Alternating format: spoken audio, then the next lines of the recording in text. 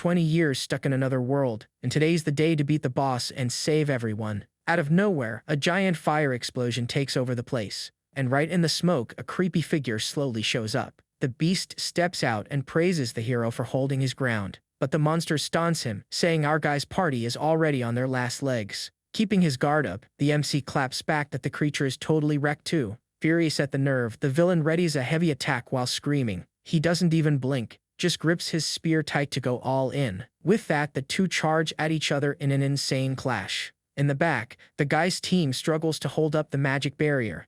The monster totally flips and warns it'll crush the hero if he doesn't give up. Then, the beast unleashes a brutal strike, yelling that it rules that world. Not backing down, the old man faces the overwhelming power head-on. The impact hits our MC dead-on as he tries to block it with his spear. Even so, he tightens his grip on the weapon, all set to strike back. Overflowing with energy, the guy announces the playtime is over. A surreal light starts taking over his entire body, and that's when everything changes. He unleashes 100% of his strength at once. That bright flash blinds everyone standing around. In the middle of the chaos, the MC turns on his secret skill, the Paradox Flame. The magic damage is so huge that it knocks him backwards. Quickly, he plants his feet on the ground so he won't fly off. Then the attack swallows the monster and kicks up insane dust.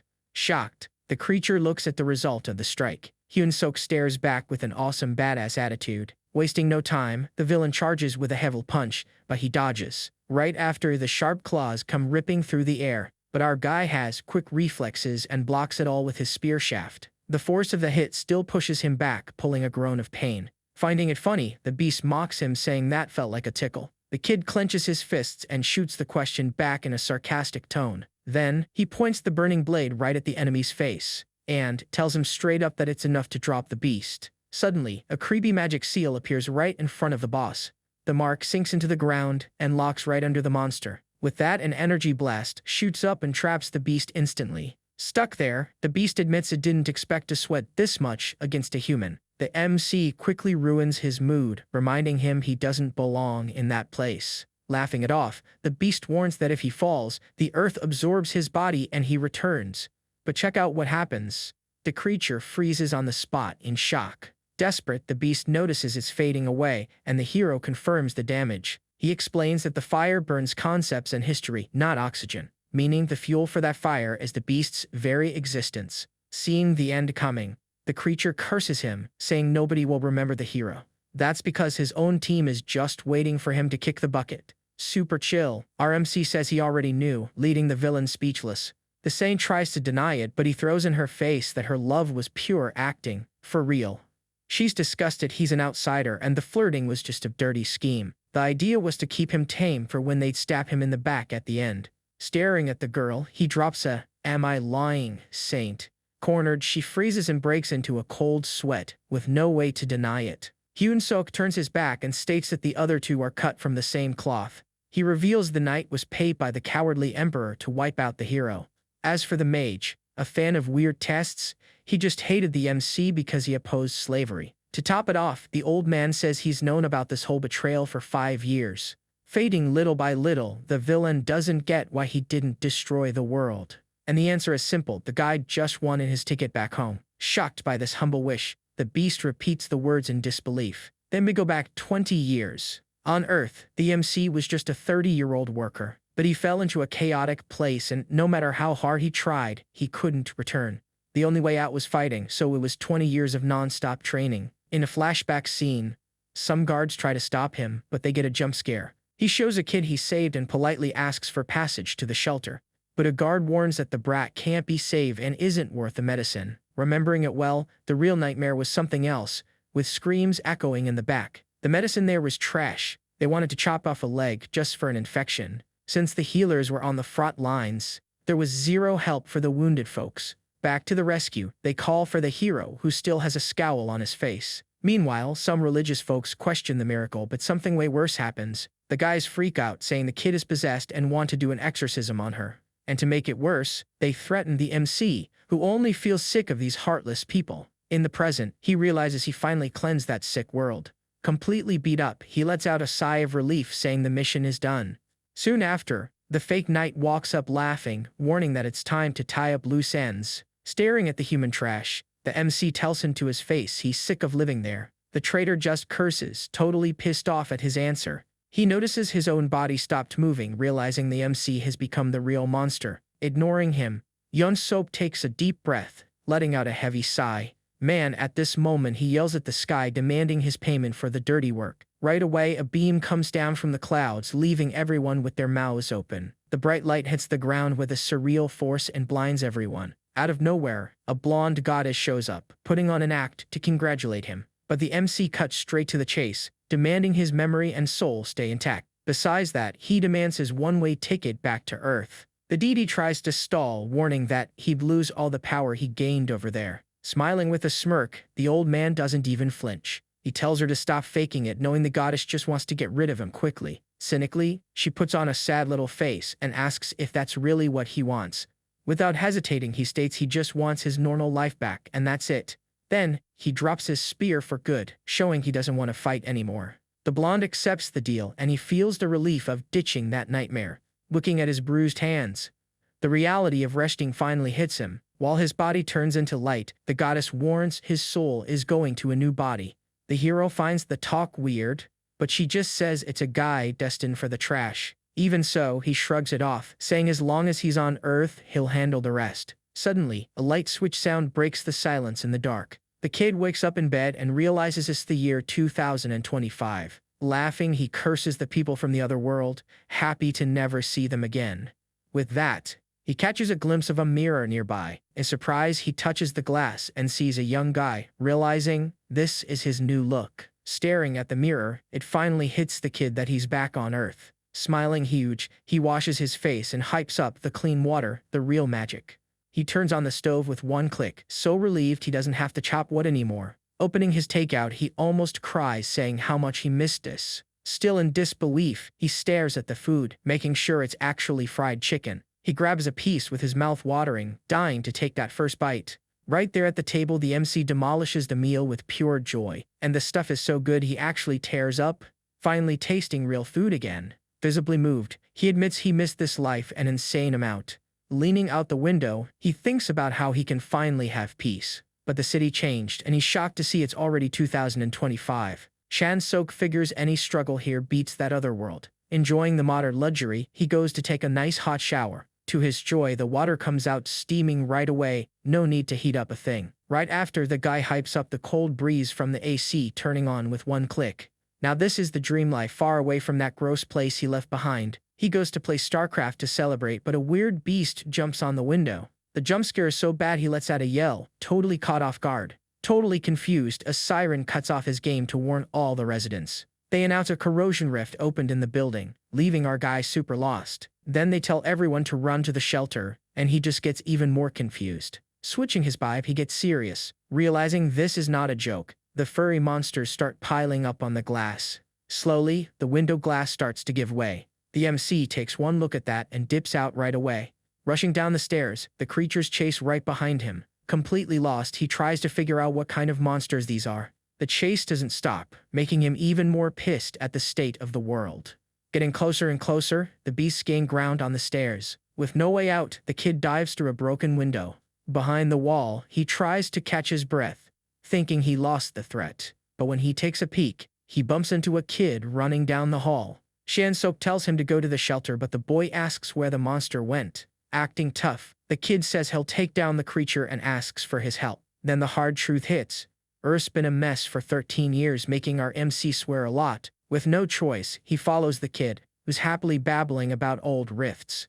He plays teacher and starts giving a whole lesson on the state of the world. Long story short, rifts are monster doors that randomly open, and the MC just nods along. Inside, he's boiling with rage. Since he escaped one hell just to land in another, he hates the goddess so much, he just lies to the kid saying he used to live in America. The kid thinks that's awesome and drops some YouTube gossip about the US president. Changing the subject, the boy asks his favorite hunter and yells out the name Lee Se-eun. Apparently she's from the Janabi Guild, a global top 10, and is on a mission right now. Intrigued, the hero wonders how normal people fight monsters just like the other world. And when the kid praises her giant sword, Chan Sok's face drops instantly. Right in the middle of the boy's hype over the video, the MC forces him to shut up. Muttering a curse, He notices the threat getting closer, leaving the kid confused. The vibe gets heavy as he points to the monsters popping up at the end of the hall. Counting in his head, he spots 6 enemies, including one hiding in the shadows. Luckily, this new body is actually pretty fit, so dropping 6 at once is a breeze. But the real problem is the kid, who's now crying in fear and can't be left behind. Completely unarmed, he spots a blue light floating in the air. This weird aura makes our hero wonder if he finally found a little bit of mana. He's sure it's just like the other world, and then a risky plan starts to form. Man, right then, an energy blast shatters the mask of one of the beasts. The monster roars, proving the area's mana is all our guy needs to fight. Shielding the kid behind him, he pulls that power from the air, proving he's still lethal. A cheeky smile slips out. He realizes the paradox flame still works, even if it's weak. And what do you know? A dark flame roasts a whole beast. The kid behind him gets hyped. Mind blown, the boy talks about unique skills, dropping the slang they use on Earth. Following internet logic, the kid runs up to check the kill but gets scolded. Looking serious, the MC remembers the absolute worst part of this power. The burning carcass gets up, and he warns it only dies out when the target turns to ash. But suddenly, Ray Blur flies through the air in a cheap sneak attack. The kid freaks out at the scene right in front of him. With a swift move, our MC grabs the monster's arm. Holding his ground, he tells the kid to stop watching this trash. Then, he just holds out his hand and asks for the metal bat the kid was using. The makeshift weapon changes hands, and he spins it in the air with pure skill. Now it's hand-to-hand combat, and he focuses straight on the threat. Tired of playing around, the ex-hero sets his stance for the final blow. Swinging the heavy bat, he charges in, smashing everything in his path. Not a single one is left. Every hit rips the beasts apart with brutal ease. Yoon-sum is totally hooked, watching it like it's the greatest show of his life. Show's over. The MC lets out a heavy sigh, and the kid swears he's a secret hero. That gross metallic smell hits the air, frustrating the guy who just wanted peace. Super pissed, he realizes the hell he escaped is now the reality here too. Reaching the bunker, they find a crowd huddled up and shaking with fear. The heavy metal door slowly opens up, showing that it's safe inside. Once inside, he calls the boy a brat, and the kid gets totally offended by it. Just then, a frantic rich lady pops up, screaming the kid's name in the crowd. She grabs the boy, muttering some thank yous while complaining he's too rebellious. Spotting the jewelry and designer clothes, he figures it out.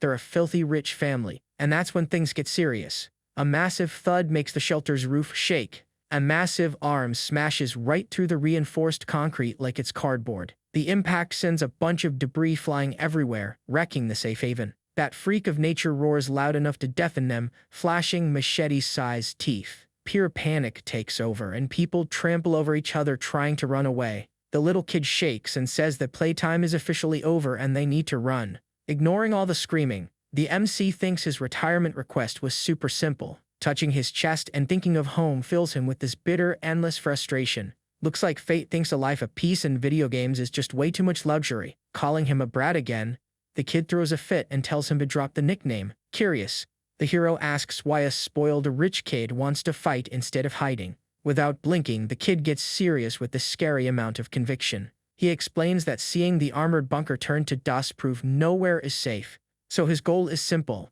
beat his fear and become the strongest guy to end it all. The kid yells out in anger that he'll save the world, totally catching our hero off guard. Chuckling quietly, the ex-hero agrees this brat has a real future in the business, but he keeps it real. Saving the world is another story. While the family runs away, the mom pulls the kid in a rush, but Yoon-sung complains that the hero stayed behind. Ignoring his crying, she drags her son far away from the danger. Desperate, the little kid screams for the MC while being carried away, but his look completely changes when he hears what comes next. Chansok releases his aura and warns he'll do the job himself. The kid is in shock, repeating the idea of saving the world. Smiling, the guy warns that saving the world is for those with experience. He spent 20 years killing monsters, and right after coming back he faced a rift. Luckily, his veteran baggage saved his skin and kept his promise to the boy. For real, he didn't do anything, and now spends all day glued to the computer.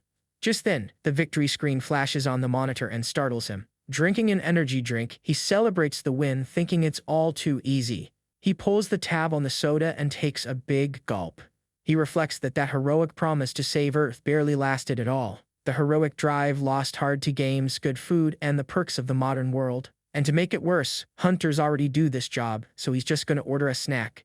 Man, at this moment, he notices he blew all the cash from the body's old owner. The problem is, with no money, he even tried to look for a normal job. But with risks popping up, companies are going broke and there are no jobs anywhere.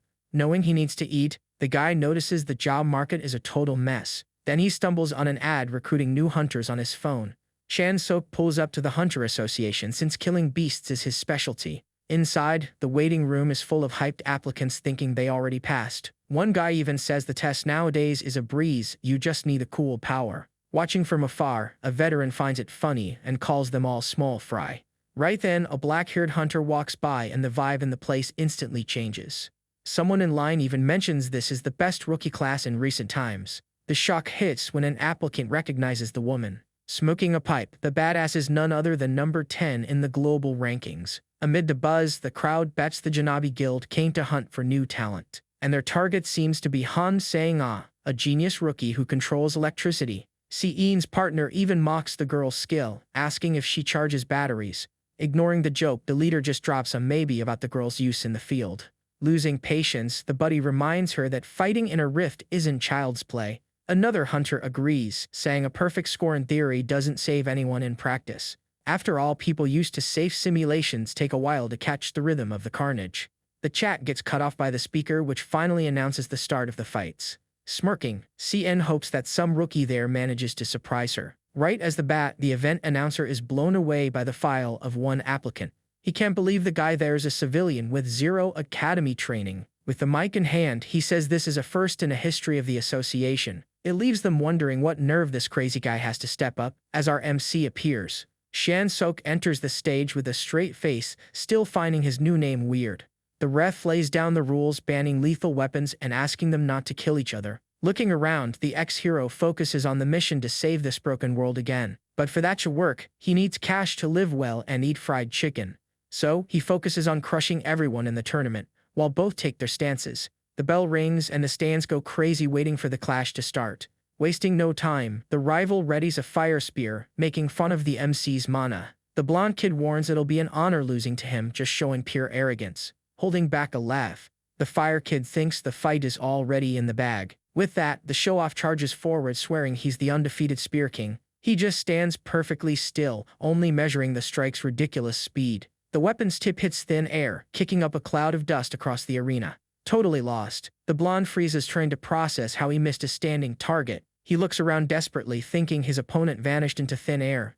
But Shan-sok pops up right behind him, praising his slowness with the weapon. With no hesitation, our guy lands a brutal punch straight into the rival's stomach. The hit connects so well that the kid loses his breath on the spot. Chaining the combo, the veteran throws a perfect hook right on the enemy's chin. Instantly, the rich kid's head snaps back from the brute force of the impact. Shan-sok fixes his stance, thinking he went easy so he wouldn't send him to the hospital. He sighs in disappointment, wondering if this is the famous level of a modern hunter. In the stands, the Janabi leader is intrigued by the crazy guy's raw power. One of her lackeys warns that the MC has almost no mana on his file. So, the team concludes that punch was pure luck from a scared beginner. It then shows the candy he was chewing, totally unbothered by the fight. But Seon sees past it and figures the kid is saving his energy on purpose.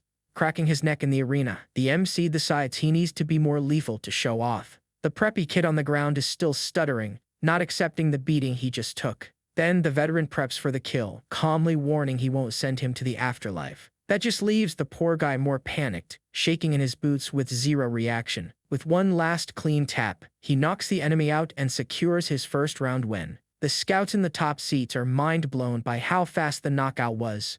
Si-Eun shoots daggers at the kid, spotting a potential that nobody else there noticed. Silently, the elite trio realizes they struck gold right in the middle of the mud. Smirking, the big boss decides she's gonna test that kid's true strength. As she stands up, she tells her partner she's going to have a direct chat with the president.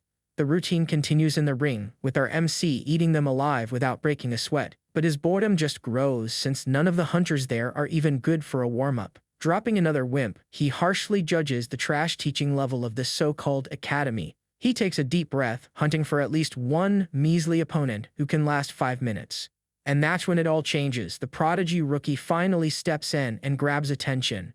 The extras go crazy over the girl's beauty, thinking the real show has just begun. The crowd hypes up as the announcer calls the finals between Sang-ah and the mystery rookie. Sizing up his opponent from head to toe, Chansok notices she's built different. That girl carries the biggest mana pool in the entire Jin by a landslide. Sang-ah gives a speech about how his luck ran out, pulling a yawn out of the MC. Seeing absolutely no magic aura, the girl swears up and down he has zero power. Soon she summons her energy, warning she won't go easy on the rookie. The guy thanks her ironically, since he's only not using his power to spare her life. Pulling in a deep breath, the girl gets into a pure attack stance.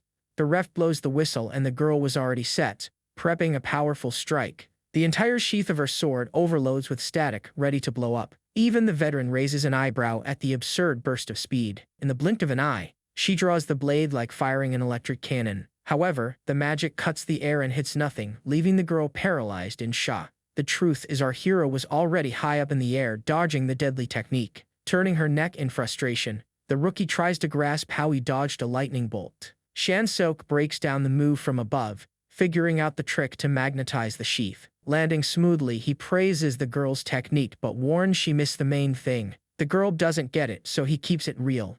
She focused on speed and forgot the timing. For real, the dumb mistake was making a visible magnetic trail in the air to fire her weapon. Smiling, the kid mocks that nobody would fall for a move with a target so obvious. But the girl boils with rage and tells him to tone it down. Furious, she charges all in, throwing a shock-filled slash without using her trick. He dodges easily and calls her crazy, since the last move was way faster. With that, Sang-ah totally loses it and unleashes a crazy shockwave. The brawl gets wild with her slashing and wrecking the entire gym floor. But the veteran dodges every cut, realizing his opponent is pushing herself too hard. Reading her moves, he notices her body will break down if she doesn't stop soon. In the blink of an eye, the guy pops up right in front of her and says, "Playtime is over." Super cold, he tells her to raise her left hand if the pain is too much. And with no mercy, he lands a clean hit to her stomach that makes the girl shake. That scream of pain tears through the arena instantly. Our MC clenches his fist, ready to throw another attack. A combo of punches lands on his opponent, who can't even defend herself. The MC readies one last punch to end the fight. Then, a heavy punch hits the rookie right in the ribs.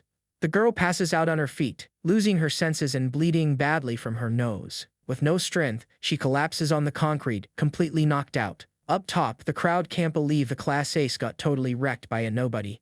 Looking at the poor girl, the hero figures she focused on magic and forgot physical training. But check out what happens. He gets a jump scare seeing something move on the ground. Sang-ah's left hand slowly goes up, asking to tap out. With the clear signal, the ref ends the fight right there to avoid the worst. The kid finds it funny. He didn't even think she'd follow his tip and raise her hand. With that, the medical team jumps in and clears everyone out. Out of nowhere, the announcer chokes up getting some breaking news in his earpiece. Immediately, he asks for silence and warns that the whole schedule has changed. They ask the champ to wait in the arena a bit, leaving the guy totally confused.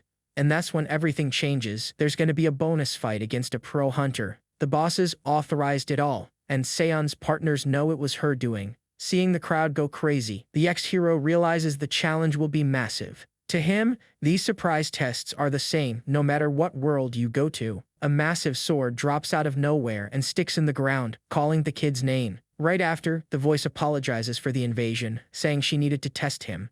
Pulling the heavy sword, Lee Si-yoon from the Janabi Guild finally introduces herself. With a big smile, the badass says the tournament was easy and calls him out for a 1v1. Chansok weighs the offer, knowing the woman is top 10 in the entire world.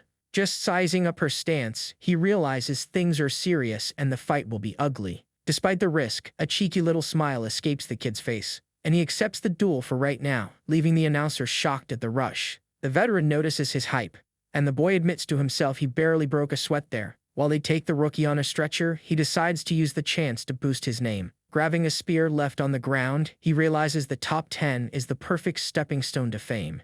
Firm in his stance, the MC wonders if it's finally time to show what he can really do. Man, right then, the brawl starts and the clash is insane. The crowd goes wild. Even the announcer stutters on the mic, sweating cold from the weight of every impact in the arena. This woman doesn't mess around and spins her whole body into a crushing strike. And would you believe the kid blocks the giant sword with just his spear shaft, laughing it off? Taking the absurd impact, he doesn't get how she hides so much strength in that body. The sound of clashing steel echoes super loud, with both fighting for space to the limit. With pure brute force, The veteran throws the kid like a rag doll through the air. Over on the other side, Seen already notices her arms felt heavy since the start. But Shansok is frustrated. He sees the openings, but his current body just won't obey. Painting the badass praises that he lasted half an hour when she thought he'd last 5 minutes. Sinking her boot into the broken floor, she warns that the warm-up is totally over. With her weapon up, she swears she'll end it fast to spare his suffering. The kid grits his teeth, knowing his mana hit 0 and there's nothing in the air to pull. Tired and panting, he steadies his stance, refusing the idea of throwing in the towel. Seeing his opponent jump for the lethal strike, he accepts he'll have to use his dirty trick. Without hesitating, he summons his most dangerous skill, the famous Paradox Flame. The area's aura suddenly changes, making the top 10 feel anxious up in the air. Out of nowhere, an energy blast throws the kid backwards, saving him from the blade. He lands safely in the corner while the hunter smashes the empty arena floor. Laughing nervously, the woman tries to figure out how he dodged an impossible strike. Covered in a weird dark fire, he stares at the veteran without blinking. Right there, he repeats the name of the Paradox Flame, giving off a heavy energy. It's his ace in the hole from the other world, the skill that kept him alive for 20 years. Pointing at his own torn clothes, he proves that the flame doesn't burn anything physical. The fire's target is abstract concepts, except now he can't erase identities. But there's one thing he can burn, and he charges full speed at his opponent. Totally surprised, CN's eyes widen, seeing the rookie's speed double out of nowhere. In the air, the ex-hero drops the truth. The fire's fuel right now is his own fatigue. The Janabi boss can't believe the guy is good as new in the snap of a finger. And the war restarts even more violent, raining sparks everywhere with every steel clash. Trading blows, the woman notices the arena's mana level is fluctuating wildly. Chanso quickly explains the trick. Burning concepts with this fire creates pure mana. Basically, the magic consumes his fatigue to return energy in an endless loop. Dashing forward, he warns is an infinite health and stamina glitch. Eye to eye, the kid adds that his real absolute specialty is hitting and taking a beating. The two clash again, crumbling what's left of the floor. Looking serious, the top 10 asks if he's going to keep up this tiring joke until tomorrow. According to her, the crazy guy is like a tick grabbing her leg that won't let go for anything. Laughing, he confirms his thing is a war of attrition, and he's got breath for way more. Full of swagger, the rookie flirts, asking if she's into persistent guys. With a forced smile, she shoots right back that she absolutely hates annoying people like that. But every fire makes ashes, and the Paradox Flame also leaves a limit on the body. After an impressive 4 hours and 17 minutes, the fuel runs out. Sprawled on the ground, the hero begs for mercy, whining, and Sion takes the win. Without delay, one of the hunter's suited partners brings her a lollipop. Up top, the rest of the team freaks out with envy over the candy during work hours. Satisfied, the badass hands the kid the lollipop as a prize, along with a card. He takes the little paper, reading the Janabi partner title, barely understanding a thing. Winking at him, she asks him to call later so they can negotiate a proper contract. Over the speaker, they call Chan Sok to grab the first-place prize for the event. Chilling in the corner and eating his lollipop, the ex-hero finally breathes in peace. Messing with his new license phone, he's amazed by the little shops and app features. But the peace is short-lived because someone calls his name out of nowhere in the hall. A buff giant pops up there saying the MC has way more presence in person. Sizing up the guy's 2-meter height, he asks who he is and gets a business card.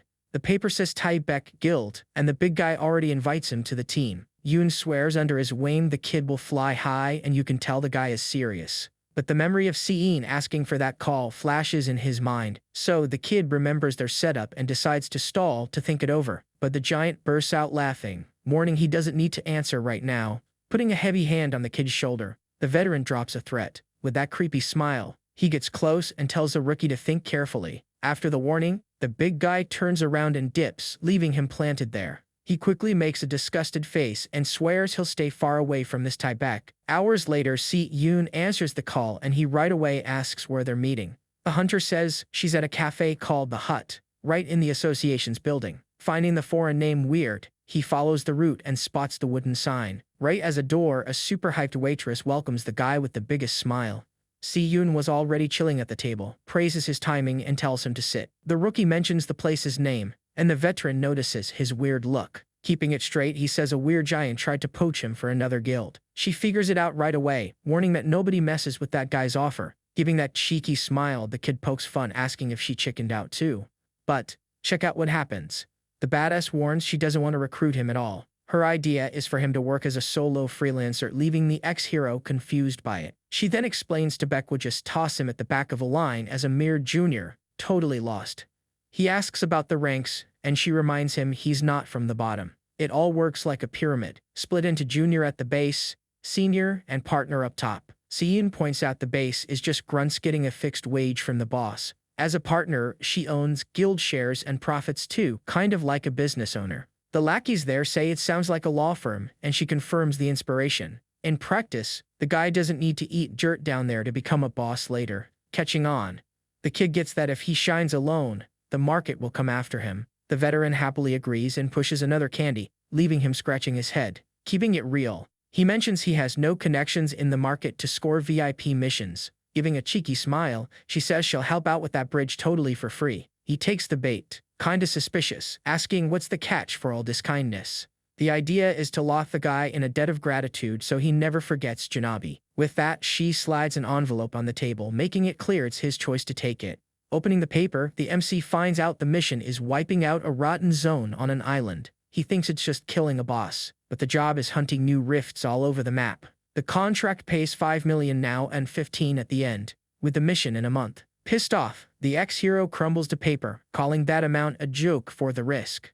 With that mocking smile, she warns that if he gets famous, the money will pour in. Looking the kid in the eyes, she puts the ball in his court and asks for his choice. The rookie freezes in a heavy silence, calculating the risks in his head. Far away, inside a fancy car, her team questions if the kid is really the guy. She recaps that unarmed show at the tournament, and a lackey thinks the feat is cool. But another partner disagrees, noting the boss went way too easy opening her guard. Boiling with rage, the boss reminds them the crazy guy held his own against a veteran. Lost in thought, she admits that matching her strength for so long is just unreal. Long story short, she swears the kid is a monster. Then the scene jumps to the island. Reaching the meeting spot, the team keeps pressing on the fact that he's just a kid, all because of a dumb little rule that required veteran hunters on the file. The guys question if his little hands will be useful or just dead weight for the team. Gripping her sword tight, the badass tells everyone to chill because it's all under control. The master play was pairing him with someone reliable, shutting up anyone who doubted. Curious, the leader asks where the rookie will end up, and she gives a tense smile. She states that if the crazy guy reaches the elite tier, and his shadow pops up there, he would simply crush their own boss in a one-on-one fight without blinking. Rewinding 30 days, a delivery guy struggles to drop a huge package at the door. Exhausted, the guy curses the package's weight, trying to guess what that heavy thing is. Waiting for the door to open, he checks to see what his next delivery of the day is. Soon the knob turns, and the kid says thanks, grabbing his long-awaited toy. Looking at the crate lid on the floor, his jaw drops at the size of the thing. No stalling, his hand pops the lock on the first latch, giving off a loud click. Pulling the other metal lock, the lid flies up, revealing the lethal contents inside. The guy's eyes shine like a kid opening the package for the most badass weapon. Holding the new weapon, he tosses its weight up and states that playtime is set. Right there is a flask of elixir, a little pure mana juice for emergencies. In theory, people store this energy like a chest battery, sucking it from the air. But our guy's magic system is totally bootlegged and works a whole different way. Basically, he sucks the area's mana straight into the strike, gaining infinite ammo. As a bonus, this engine kick expands the guy's veins, making the magic way more badass.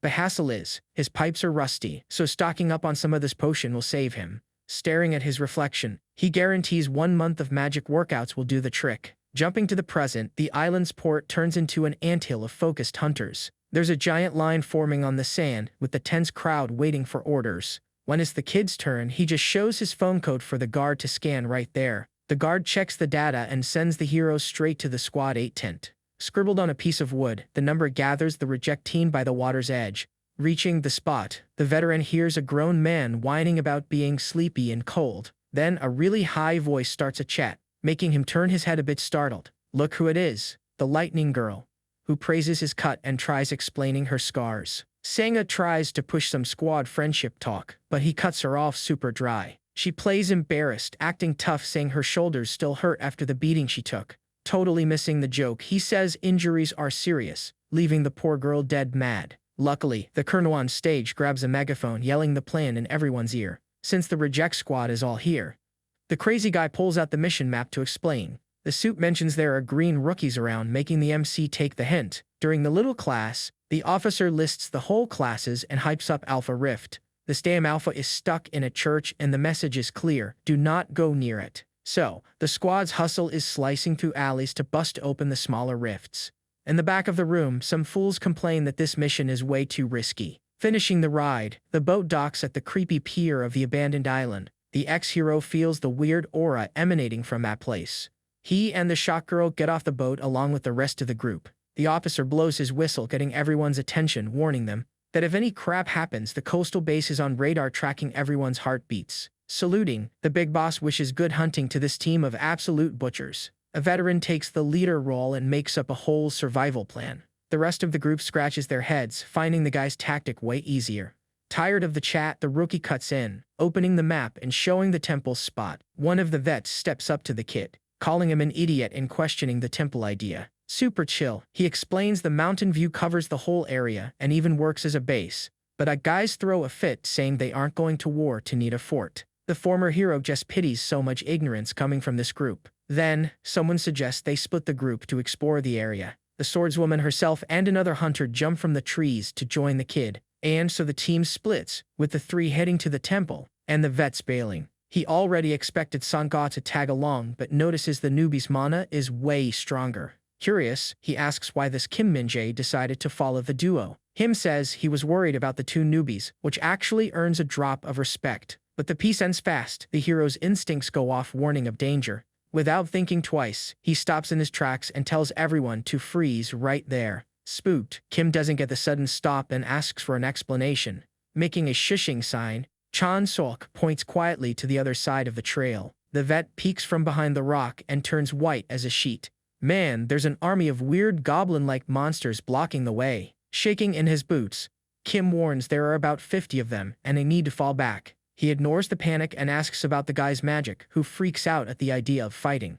But the kid pushes back, reminding him that hunters are there exactly to kick some ass. Gulping hard, Kim confesses his specialty is shooting fireballs. Perfect. Shansok tells him to prep the attack and wait for the green light. The poor guy looks at the swordswoman for help, not believing this suicide mission. To him, it's stupid to clash with 50 enemies right on the first day. The idea was to radio for backup, but the hero shuts it down, saying it'll take too long. That's cause the rest of the team is patrolling the coast and would take forever to arrive. Plus, if the horde hears the call and spreads out, the whole island is at huge risk. With nowhere to run, Kim accepts that the kid's logic is flawless. And there's still the chance the vets might bail and ignore the cry for help. Bottom line, the MC calls it that the only way out alive is an ambush. The plan is simple. The shooter clears the middle and he holds the flank. It becomes clear to Kim that this crazy kid is a true war commander. Down there, the horde stays totally still, completely blind to what's coming. At the hero's shout, the ally jumps in front, already prepping his magic. Instantly, he launches a fire meteor right in the center of the mob, causing absolute chaos. All hell breaks loose and the monsters scream in pain, turning to ash on the spot. Panting, Kim warns that the move has a cooldown, but the kid tells him to relax. Focusing his energy, the ally nods that he got the picture. For him, the battlefield demands cold and calculating efficiency, meaning everyone does their part perfectly and nobody dies today. With that in mind, he flies straight at the monsters that didn't turn to charcoal. One of the beasts already jumps with its claws out, swearing to kill the kid. But the MC guarantees he'll hold the line until the ally preps the next shot. Knowing his own limits, he fakes out the first beast and tears through its defense. That's the beauty of splitting up tasks in a well-built squad. On the other side, Sunla fixes her stance and grips her sword hilt. The girl draws her steel and already slices up some monsters there. Full of swagger, she takes over the cover and shows she's game. Right as time, Kim yells from the back that round 2 is ready to go. Smirking, the hero gives the go-ahead and says he's jumping out of the line of fire. The ally triggers his magic and blasts an absurd amount of flames all at once. And here's the beautiful part. The new blast is so crazy it clears the rest of the map. Touching down, the kid already readies his spear for the final kill. Without even blinking, he gives the order to sweep the 2 little monsters left there. The kid deletes one at the tip of his blade while the girl runs the opposite way. Stabbing his spear into the ground, he stops and scans the area. Wiping his sweat, the vet looks satisfied at the damage the trio did to the place. Kim even hypes up the team, hyped about the successful massacre. But the joy is short-lived. Kim pulls out a weird gun and takes a tense stance. Ignoring the tension, the shooter just thanks them for the backup and aims lower. The kid even calls his name, thinking the guy switched sides out of nowhere. Smiling, the ally just asks him to move, leaving the kid relieved he's not getting shot. Actually, the pistol just shoots a tracking microchip into the goblin's corpse. Kim explains this is for the guild scropper to come pick up the monster's remains. Curious about the slang, he finds out carrying the monster's weight is unviable. That's why the scrap crew comes by at the end of the day, sweeping up whatever makes a profit. Then the company sells the parts and splits the cash with the tracking chip's owner. The newbie even suspects a scam, but Kim warns that signing with a good firm is vital. Showering praises for the surreal win against the horde, the ally suddenly freezes up, and that's when things get crazy. A monster throws a giant rock trying to crush the team. In an insane reflex, the MC pushes Kim away from the brute's impact zone. The guy eats dirt and gets up swearing. But the front duo already knows it went sour. In the shadows of the smoke, a smile packed with sharp teeth tears across the beast's face. Sniffing the danger, the former hero realizes this is the famous mini-boss of the area. Soon the colossal creature shows its face, letting out a deafening roar. Sweat drips. He calculates fast if this demonic gorilla was bossing the goblins. To make it worse, the freak lets out a yell that even shakes the ground around them. Sizing up the monster's mana, he spots the gap in power and tells the team to stay out of it. The two newbies freak out, and Kim even tries a tactical retreat thinking they'll die. Furious, the kid tells them both to back off if they don't want to go home in body bags. That harsh snap hurts, leaving both of them there, jaw dropped and frozen in place. Deep down, he prefers going solo so he can use the black flames without burning his friends. Locking eyes on the target, he spins his spear and invites the beast to a one-on-one fight. And things get wild when the air pressure changes the exact moment they clash. Kim watches the dust rise and asks if they can't save the kid from getting crushed. Without blinking, Sonal warns that things aren't exactly what they seem in there. Amazed, she points out that the kid hasn't taken a single scratch so far. And the former hero's insane talent goes way beyond defense. He dodges deadly hits like a dance and still stabs his spear on the rebound. To top off the madness, every thrust he makes burns the monster with a weird fire. The girl notices the flames suck the beast's stamina, leaving it in slow motion. Smiling chill, the crazy guy is playfully turning a giant monster into a punching bag. All that makes the girl's mind melt, doubting if the guy is really just a newbie. Right in the center, the MC dodges, sliding across the ground to escape the last heavy punch. His body spin turns the shaft's weight into a perfect strike against the beast. Feeling the moment, he plants his foot in the dirt, locking his stance for checkmate. But check this out, it's bizarre. He just throws the spear with everything straight up. The back duo watches the weapon's flight, jaw drops, thinking he lost his mind. Frozen in the sky, the blade reflects the light for a second before homing in on the target. Sweating cold, Kim doesn't get how someone drops their weapon in front of the worst enemy. In pure panic, he yells, warning that the freak will swallow their partner alive right there.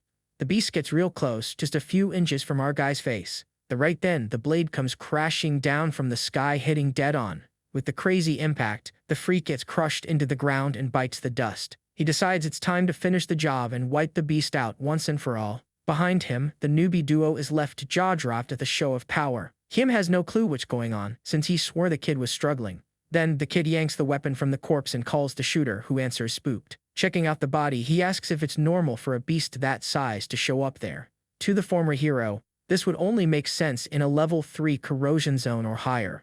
Since the scale has 4 levels, he remembers the warning that the rift was level 0. It clicks and he figures the threat went up to level 3, scaring his partners. Senga tries to quote the orders but gets cut off, and he tells her to use logic. Freaking out, Kim yells that the power gap between levels is unreal. And if it's true, the chance of the other hunters leaving this island alive is near 0. In despair, he begs the kid to go save everyone but gets a flat-out no. The poor guy doesn't get it, and the vet gives it straight that you can't save everyone. Then the girl defends the hero, reminding him the goal is to close the rift, not rescue. But she turns to the MC and pokes him, asking if he wouldn't want help in a pinch. Full of sarcasm, the kid shoots back, asking if he should feel pity and play hero. He frowns and explains it's not a lack of empathy, but the cold reality of the place. Sadly, in a chaotic world like this, some losses are just inevitable. And when death knocks on the door, no matter how you feel, the end is always the same. That's why the master warns everyone not to lose their heads in all this despair. Surviving while pitying others is impossible, and so, night soon falls over the temple. Later, Chan Sichi opens the wooden door and does a check of the place. Everything seems clear with no sign of monsters, taking a huge weight off Kim's back. On watch outside, the hero asks if anything's on radar, but the ally just sees the dark. Then, the shooter points at some flashlights shining far away in the island's darkness. That lighting is a rookie mistake, since it gives away the crew's position on a platter. To make it worse, if another giant beast sees the light, the patrol team is dinner. Grabbing his phone, he texts everyone a warning about the risk of all that light. The text sends, but the kid stays bothered until Sangha breaks the silence there. Curious, he asks if wiping out the rift's core solves everything, and she nods yes. The former hero smirks, realizing the problem has a pretty simple fix. So, he declares the only way out is to implode the corrosion rift on their own. Hours later, the chakra already passed out from exhaustion, sleeping sitting up. On the other side, Kim also passed out leaning against the cold concrete. Wide awake, the kid leaves a little box with a purple button on top of a table. Since the thing beeps if any beast gets close, he bails alone to leave them in peace. Running in the middle of the night, the vet faces the mountains on a stealth mission. Luckily, he memorized the map in the briefing, so the route to the rift is all set. While running towards the rift's core, he ends up feeling a creepy energy, stopping his run right on the spot. Pissed, the guy already gets. He spoke too soon and curses his own luck out loud. As he preps his attack, a creepy voice echoes in the dark. Focused on the danger, the kid turns his face to meet the threat head-on, and he glares back with a killer pressure that would give anyone the chills. Then the hairy giant steps out of the shadows, thinking the spear hero's face looks weird. Far away, the control base goes into chaos when Team 5's vitals vanish. Panicking, an analyst yells that the monsters set up an organized attack on the crew. Without thinking twice, the boss calls a total emergency and begs for armed backup. Then, the panel beeps warning some crazy guy is running straight into the rift's center. The commander orders to hail them on the radio, asking who the suicidal maniac is. Soon, the analyst nails Chan Sok's name, the same guy who warned about the danger earlier. Sweating cold, the boss orders to open a channel with the kid to figure this mess out. When the line opens, the base just hears the hero swearing at the beast's crazy speed. Over the radio, he blasts HQ for the lack of info and almost gets muted by the team. Cornered, he realizes his current magic fire isn't enough to burn up the creature. The tactic now is to slowly melt the gorilla's health and finish it with a spear strike. But the freak tanks the hits and shows off a defense that borders on ridiculous. All because of the mana spent on the first boss, which left his tank running on empty. Trapped in that hell, the only way out is finding a spot to suck up some fresh energy. Then, his internal radar pings with a magic source right next to him. Giving that sly smirk, he spots a portal pulsing with power on the ground. Without holding back, the kid charges straight at the portal, pulling the boss with him. Inside the portal, it seems like the world's rules don't apply there. Mockingly, he calls the creature over so it doesn't miss the front row show. Full of swagger, he warns he needs to test out a new trick right there. Meanwhile, the base operator freezes seeing the newbie's GPS vanish from the screen. The commander orders to report the kid invaded the Alpha Rift, swearing from nerves. Deep inside the dimensional cave, the kid finds the place much cleaner than usual. Being level 3, he pictured a small lair, but is blown away by the structure. But the piece is short, the big white gorilla pops up in his face, ready for round 2. Spinning his spear, he warns the tour is over and it's time to cut ties. The beast shoots him a glare, and the kid shoots it back, saying he hates annoying guests. Furious at the insult, the beast roars, baring its teeth to jump at his throat. Man, at that moment the hero remembers the biggest flaw of his OP fire. The problem is, the magic burns any living thing around, even allies he'd caught in it. Then, the magic darkness wraps around his entire weapon for the final strike. So losing control of this move on the battlefield is signing his own death warrant. Fearless, he flies at the beast's neck, letting the purple blaze take over everything. A clean-cut tears through the air, sending a violent blast right into the target's chest. Crushed by the impact, the giant starts getting eaten alive by the weird fire. Since the kid is fighting alone in there, the risk of burning a friend is 0. Watching the damage, he warns that the real show is only starting now, and then he starts gathering all possible energy, sucking it all inside him. Veins of pure magic mark the former hero's skin, recharging his drained battery. This heavy flow widens the kid's energy channels, making him way more lethal. Taking a deep breath, he enjoys the power flowing freely in his blood again. Overflowing with confidence, the MC rates the energy as a heck of a nutritious snack. The beast's screams echo in the cave as the cursed flame burns its hide. Then the beast's fury explodes in a giant wave of pressure. The impact sweeps the rift's structure with no mercy. Unfazed, the hero smirks, instantly picking up on the enemy's despair. All that screaming was purely and simply a cry for help to the rest of the pack. And that's when everything changes. 3 more giants surround our kid in the cave. Relaxed, the hunter warns that coming in a group won't change their end at all. Spinning his spear burning with dark fire, he sets his stance, calling them all to brawl. Full of energy, he just tries to find the leader in the middle to wrap up the mat. But all of a sudden, a creepy chill runs up his spine and he freezes in place. Raising his spear, he realizes the real target was right up there. The kid's look changes. Focused on the fight, out of nowhere, the white-furred giant turns into pure smoke. And this mist comes together, forming a weapon in a new beast's hand. Mask. The beast warns it waited for the fire to go out, surprising the hero by talking. Full of swagger, it swears a rift core is on another level and swears to kill the MC. Quickly, Shansok notices it won't be easy at all. Wasting no time, he grips his spear tight and charges for the first strike. The blade tears the air and pierces the enemy's defense with brute force. It even tries to block with its own weapon, but the hit is too heavy. The weapon keeps tanking our former hero's hit, but slowly it starts to crack from the sheer force of the strike. Smirking, the kid announces the secret double-orbit spear technique. On a second strike, a magic trail copies the move, spinning at the monster. Totally lost, the masked freak gets spooked by the weapon's crazy speed. The magic makes a blue clone that mimics the exact path of the first attack instantly. Even so, the big monster fights back with its claws, but our guy dodges the attack and explains how the strike works. He says the trick is to slightly delay the spirit clone's hit to glitch out the beast. That sets up a double trap that's almost impossible to dodge. Getting squeezed like this from 2 directions out of rhythm? The villain's mistake is fatal, and the magic clone hits him dead on. Right in that gap, the real spear stabs straight into the beast's chest. Cold as ice, the former hero calls the end of the fight, pushing his energy to the max. Several energy spears burst all over the beast's body, wiping it out right then. The mask cracks and it turns to glowing dust, making the kid think it was over there. Man, look at what happens. A magic box pops up in its place, leaving him confused. Clicking the lid open, he reveals a mysterious drop inside the chest. Looking dumbfounded, he stares at the drop, not really getting what he won. Far away, the control base boils over with the news that Team 5 fell off the map. To make it worse, the rescue crashed into the beasts and the island landing went bad. The operation boss pulls his hair, thinking it's the end of the line for everyone. Out of options, he accepts that only a miracle would save the crew from a total wipeout. Then an operator yells that a text came from Chan Sok, and the boss demands to read it. Throwing it on the main screen, the message is short and blunt: the Alpha Rift is gone. Soon the radar confirms the boss vanishing and the instant death of all the monsters. Frozen in his chair, the commander gulps hard, calling that a miracle. The guy's mind melts, trying to get how a kid pulled off the impossible. Back on the island, the MC chills on the ground, admiring the clear sky like nothing happened. Meanwhile, the newbie duo keeps fighting for their lives against a battalion of beasts. Using every last drop of lightning, Senga slices up whoever gets in the way. Totally exhausted, sheathes her blade, unable to keep up the pace anymore, but she grips the scabbard, forcing her body to prep another lethal draw. Covered in cuts, the girl realizes the monsters won't stop coming and the hero is gone. Kim screams for her, panicking over his partner's rough shape.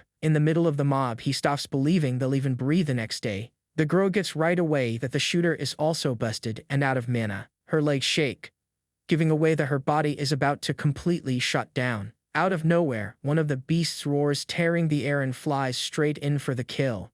Pulling strength from beyond, she steps up to clash with the monster's hit. Except the fatigue takes its toll and she totally misses the strike. The monster jumped, dodging the attack, while 2 more move in to jump her. Her partner's desperate scream echoes, seeing the situation she was in. That gross mouthful of teeth gets real close to bite her head clean off.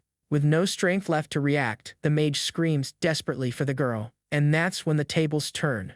The fury fades, and the full moon lights up the silent night. Confused, the swordswoman slowly opens her eyes.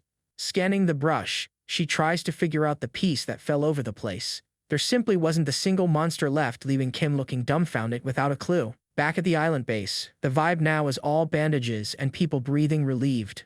The MC arrives and checks out the wounded, realizing things got ugly at the base. Everyone there is stunned by him, jaw dropped at the kid soloing a rank 3 riff. The crew's minds melt trying to get it, and he just strolls through casually with his weapon. Noticing the boss arrive, the newbie duo waves and pulls him aside. Phone in hand, Kim demands answers for that suicidal madness of going alone. Being super fake, he says he did it to save everyone, already focusing on his PR. Pushing it, he even says he would have gone earlier, until a voice cuts him off. Out of nowhere, Asura pops up introducing himself as a big shot from Korea Ops. The kid remembers this guy was the recruiter, and the agent already asks for a word. Straight up, the man warns that the city mayor insists on meeting the hero. Stepping on the city hall carpet, he rolls his eyes at this old man habit of giving orders. With no bonus in the contract, the kid decides to squeeze the city for more cash. Right as the door, a guy holding an umbrella gives a super polite bow.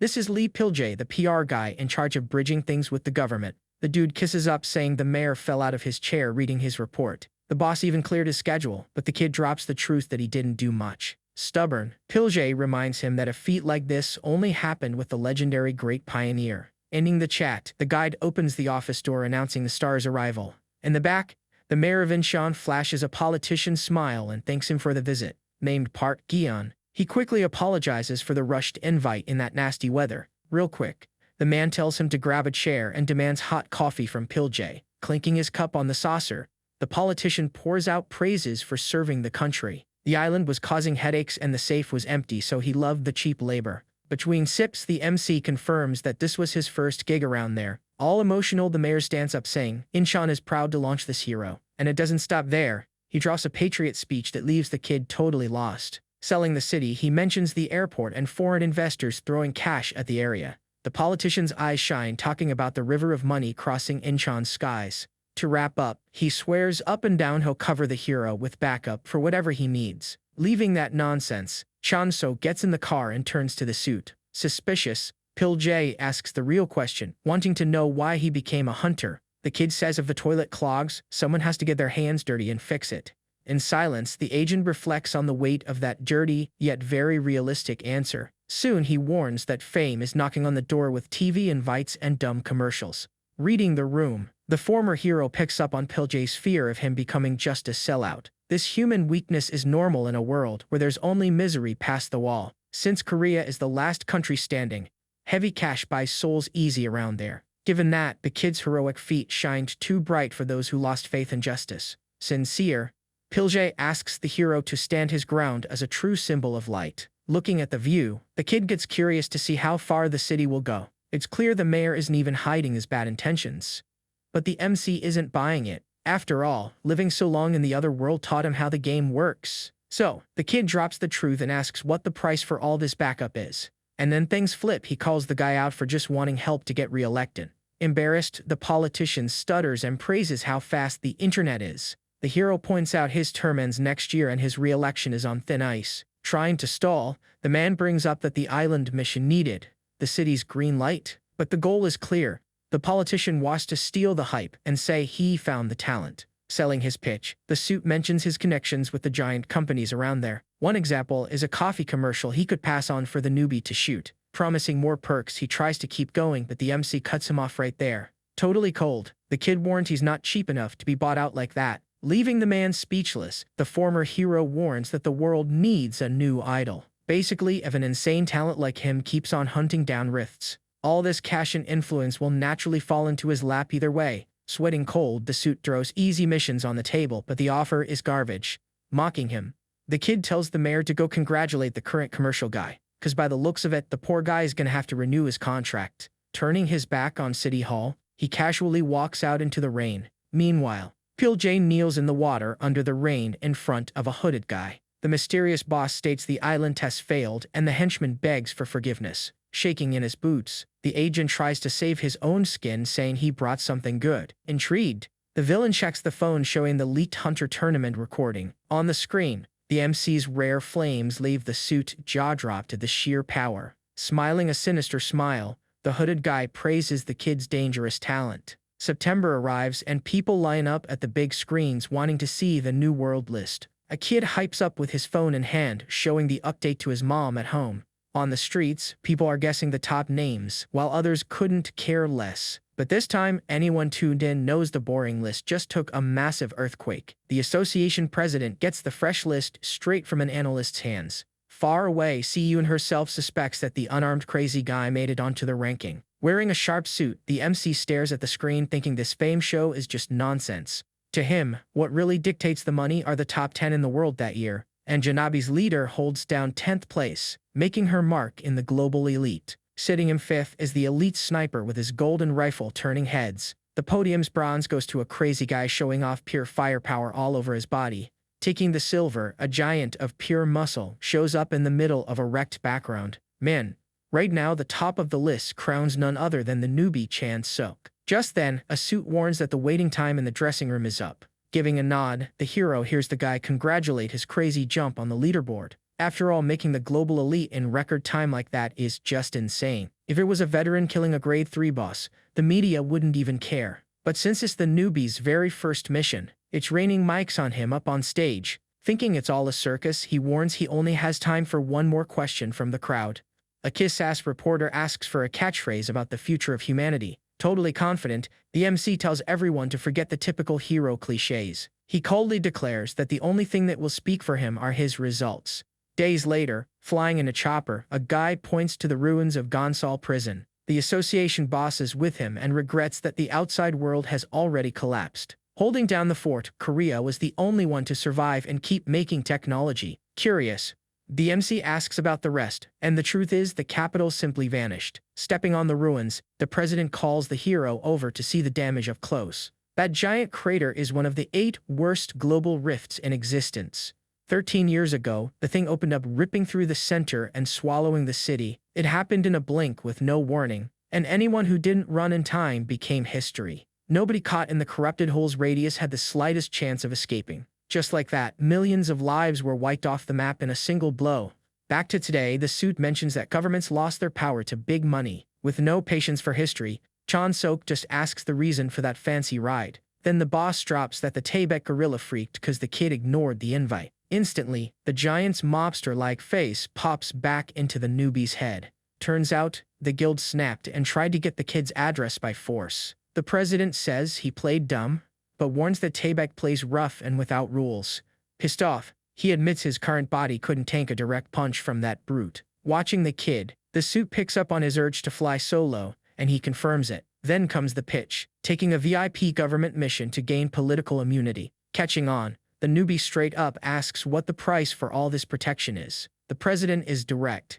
He just wants a debt of gratitude hanging on the hero's back. Handing over the papers, he pitches the mission as the guy's ticket to a peaceful life. Straight to the point, the mission is to escort a ship fully loaded with basic goods. But reading the paper, the kid spots fancy watches and luxury cars on the basics list. Defending the elite, the old man lies that some people can't survive without a Rolex. He doesn't buy the excuse, judging the useless luxury in a world falling apart out there. The president plays the politics card, saying that big money's networking runs it all. Realizing it's just a delivery run for the rich boys club, he decides to turn it down. Desperate, the boss yells that this is a top priority for the central government. But Shanso cuts him off, not wanting to become a puppet for some rich politician. Pissed off, the suit points his finger, calling him a newbie spoiled by the fame. They glare at each other and the fake friendship vibe dies right there in the cabin. Without warning, the kid just tosses the confidential papers right out the door. Turning his back, the former hero drops an ironic thank you for the ride, and to top it off with style, he says he'll swim back to the capital at his own pace. Man, the crazy guy jumps from the moving chopper straight down the drop without blinking. The president grips his seat, paralyzed and jaw-dropped at the kid's pure madness. Dropping like a meteor, the water explodes in a giant impact right into the ocean waves. High up above, the suit grumbles about how this new generation has lost its mind. Afternoon hits the Incheon Pier, leaving everything with that yellow sunset vibe. Nearby, an old guy at the port almost chokes on his coffee staring at the sea. The water starts boiling with a bizarre amount of bubbles out of nowhere. Breaking the surface, a solid hand grabs onto the soaking wet concrete edge. The MC pulls himself out of the ocean soaking wet, gasping for air like a madman. Sprawled on the dock, he regrets the stupid jump and doesn't get the old man's attitude. The old guy feels bad for the fake shipwreck, and the former hero just says thanks. It's clear in his mind that finding a way to get stronger is his top priority. With that, the goal shifts, and he decides to face the most suicidal jobs on the market. That way, he rips the control away from those politicians and plays his own game. Scrolling through his phone, a high-risk contract lights up on the urgent tab. The chosen tough job is jumping into Tsushima Island to rescue a kidnapped crew. And the best part is the promise is clashing head-on against a level 2 rift. Accepting the mission, he sits on the dock, lets out a sigh, and stares at the sunset. Looking tired, the kid realizes his schedule is going to be packed again. On September 3rd, the fishing crew sets sail for shrimp season. But this time around, the waters were super weird. Monsters from Tsushima Island pop out of nowhere hunting fishermen out at sea. Luckily, a survivor reports that the hostages are still breathing. The goal now is to invade the island, save the crew, and close the rift. Reading his phone, the kid gets how tough this job is. His eyes go wide seeing the 55 million won reward. And if he flies solo, all that cash goes straight into his pocket. Besides the money, winning brings a huge boost to his hero fame. Sean-sok thinks the risk is worth it but still hesitates. For context, a grade 3 rift hits as hard as a battle tank, but a grade 2 monster is like facing a natural disaster. For a grade 1, the whole country has to team up to kill one beast. Weighing the risks, the MC realizes he might need backup for this one. Who could be useful? Soon he remembers the perfect person for the job. The shot focuses on a warrior with armor and a spear in heavy fog.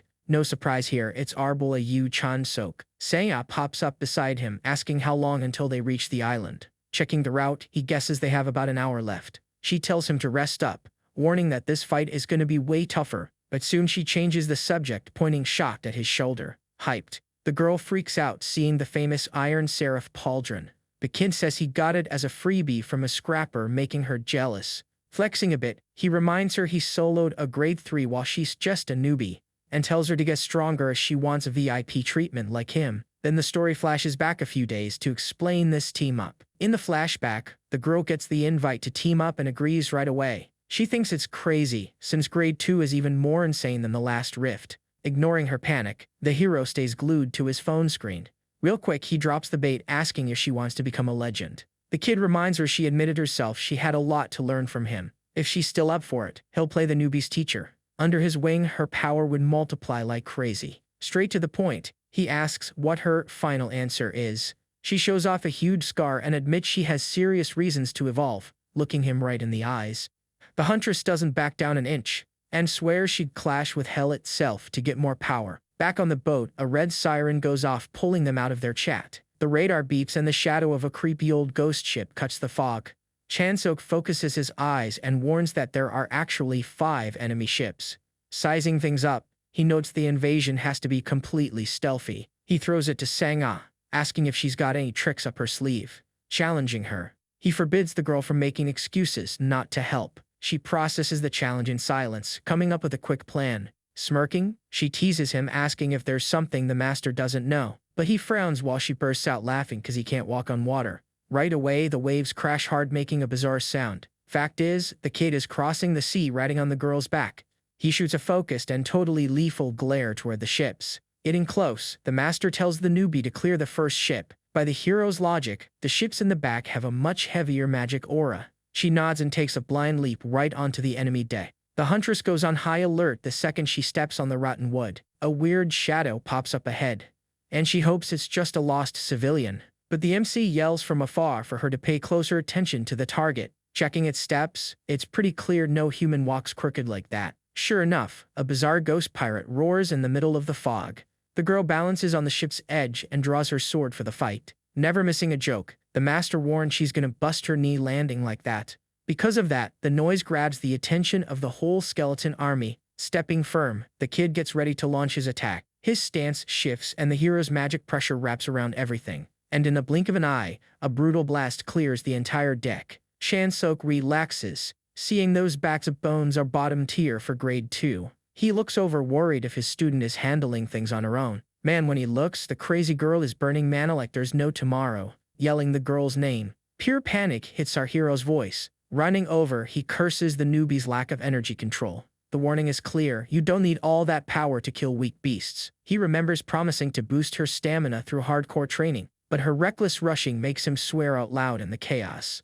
A flash wipes out the enemies while the master just mutters a curse.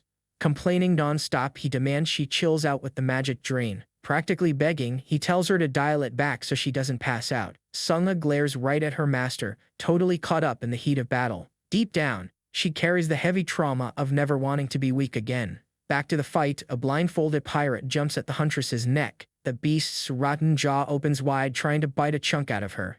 but her reaction is brutal and her blade splits the enemy in half instantly. That thirst for power speaks louder, willing to go to hell if she has to. Beating the threat, the monster's bones drop to the deck like trash. Sangog gasps for air, surrounded by a mountain of wrecked carcasses. From the next ship, the kid hears his student ask if the mess is over. Sighing, he says he already wiped out all the other ships by himself. Physically drained, she swallows her pride and admits she overdid it. She drops her guard and thanks him for the tip, surprising our MC. But he doesn't get how Academy vets never fix such an obvious mistake. The thing is, her talent scared everyone, so he drops a joke about it. Crying from anger, the warrior brags she's better than any past master. Totally quiet, the hero just stares blankly at her crying fit. Then he swears that one day his student will actually reach his level. With the ships clear, the duo finally steps onto the main island's port. The guards give a respectful salute welcoming the hunters. Getting a quick report, the kid dismisses the support team to fall back. Mission details say the captured crew is rotting in the local shrine. She steps up and explains there are 2 big temples spread around there. Geographically speaking, the Gaijin temple is a few hours run through the woods. Check out his warning. Getting there is easy. The real hell is going to be the trip back. He explains the 15 hostages might be hurt, making the escape harder. The vibe is super tense and the island monsters will hunt them with no mercy. So the only way to escape with everyone safe is by grabbing a car. Spotting a parked van, the kid asks if Song-ai is any good at the wheel. And what do you know? The girl floors it and the tires screech right away. The kid almost flies out the window and yells that she's a total psycho. Pissed off, he asks if it has no brakes, but she tells him to drive then. With no way out, the MC swallows his pride and tells her to forget it. Climbing to the roof, he accepts that her crazy driving beats his lack of skill. After all, our hero's thing has always been solving problems with his fists. In front of the car, a monster jumps drooling straight at them. But the kid is quick and shoots a strap right into the beast's face. The hit is hard and tears the enemy apart mid-jump. Pulling the cord hard, the thing feels just like steel. Real quick, the item wraps back around his wrist. He steps firm on the metal and praises how tough that makeshift weapon is. But a sudden noise triggers the hunter's max alert. Yelling, he warns the driver that trouble is coming from the left side. Smiling like a crazy girl, she tells him to leave it all to her. Then, she floors the gas pedal, and the engine roars aloud. Chan-sok spots the madness and tries to stop her, but it's too late. A giant brute tries to crush the van, wrecking the whole ground. Inside, she dislasses and runs over everything with no mercy. Sighing hard, the MC wonders if he shouldn't have driven instead. The road through the island turns into a real rally in the woods. Now they pull up right in front of an endless wooden staircase. Worst of all, a bizarre army comes running right behind them. Seeing the shrine at the top, he says to gun it, but she mentions the horde. Staying chill, the kid promises to hold the line and his partner trusts him. Just then, the passenger door violently flies open. He jumps out of the moving car, saying he'll clear the road. Man, right then, the hero's insane mana leaks out of his whole body. Facing the monsters, the call is simple: wipe them all out. The violent aura takes over the whole area with crushing pressure. Then the flame of paradox comes into play, covering the stairs. That genius move simply burns away the wood's friction. Like magic, the van glides up the hill like a rocket. Finally, the tires screech at the top of the mountain, right at the door. Inside the cabin, they run straight into the tied-up civilians. The hero gets closer and asks if the guy is in one piece. Waking up startled, the guy seems to have no clue what's going on. Then, Sang-ah steps up trying to boost morale and says she's from the association. In shock, the civilian just shakes in his boots, crying from pure terror. The guy's desperate scream cuts through the shrine's silence. Feeling awkward, the girl swears they're there to rescue them, but no luck. Screaming out loud, the victim begs them both to get out of there. Confused, the huntress asks what's the reason for this freakout. Behind her, a giant samurai shadow pops out of nowhere, except the enemy blade stops in midair, blocked by the MC. Without blinking, he tells his partner to get the hostage to the van while he handles it. The brawl breaks out and the sound of heavy metal clashing echoes through the hall. Feeling the heavy hits, the creature is forced to take a step back. Quickly, the beast attacks, throwing its whole weight against the kid. Solid as a rock, he holds off the pressure without breaking a sweat. With one harsh shove, that giant's defense is ripped wide open. The girl uses the van to ram the samurai far away. She yells, she's got the hostages and they need to bounce. Thanks to the impact, the monster ended up trapped under the rubble. The MC sees that and is spooked by the girl's crazy driving. Back in the car, he demands the wheel, but the crazy girl just tells him to get in. Speeding up again, knowing the rescue is done, relieves the tension.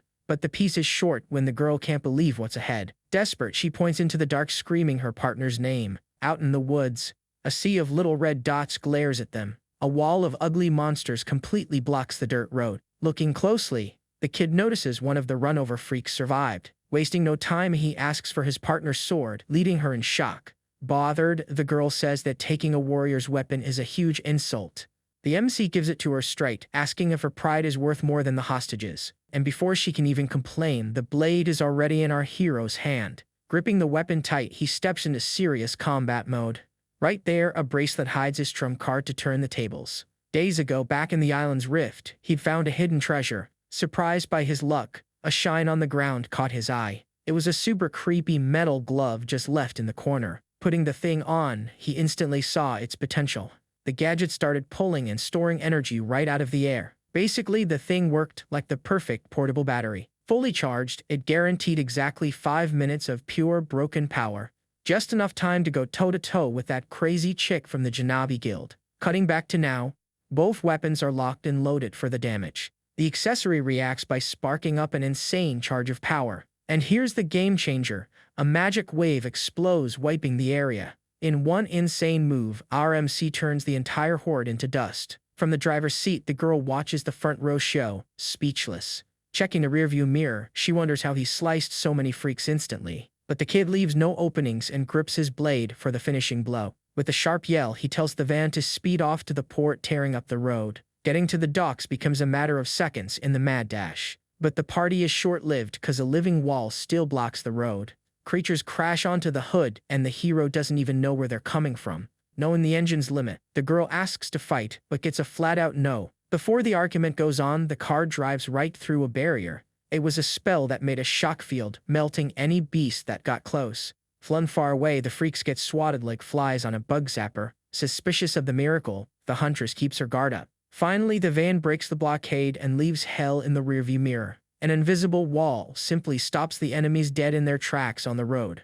Completely lost, she tries to figure out the trick behind it, until the MC's glowing runic decal on the ground gives the whole setup away. In the flashback, the kid is drawing that magic defense seal on the wall. She gets curious about the trick, and the kid says it's an art to push the target away. Shrugging, he warns that the secret came from another world and can't be taught. Inside, the MC puffs his chest with pride, seeing his skills are still sharp. Sanga quickly asks if that rune works against any kind of freak, but reality hits hard, and he admits the technique sadly has a flaw. Simply put, the barrier doesn't hold back real beasts, and then the boss shows up. With a threatening stance, the ghost warrior mumbles about duty and sacrifice. The scare makes the girl whip around toward that armored brute. He figures it's the mind's eye, feeling the heavy vibe, but doesn't even sweat it. Recognizing the move, the huntress remembers it's a gift to predict deadly attacks. This leaves the girl in shock, not getting how a dead monster could be so skilled. Seeing the girl shaking with fear,